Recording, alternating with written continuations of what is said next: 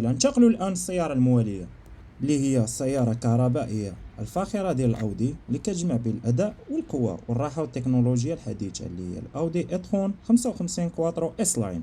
هاد النسخة مسجلة لأول مرة في 14 مارس 2023، ضربة حوالي 62 ألف كيلومتر، كتجيب محرك اللي هو إلكتريك 100%، كيولد لينا 408 ديال الخيل مع نظام الدفع الرباعي كواترو اللي كيعطيها ثبات ممتاز وتحكم كبير في الطريق خصوصا في السفر والمسافات الطويلة.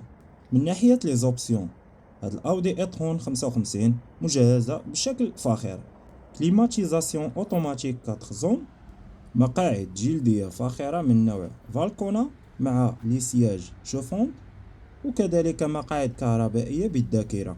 عندنا كذلك لي فار ماتريكس ليد والام ام اي نافيغاسيون، يعني نظام ملاحة متطور مع شاشة تعمل باللمس ولوحة عداد رقمية متطورة أمام السائق، والعديد من الأجهزة المتطورة.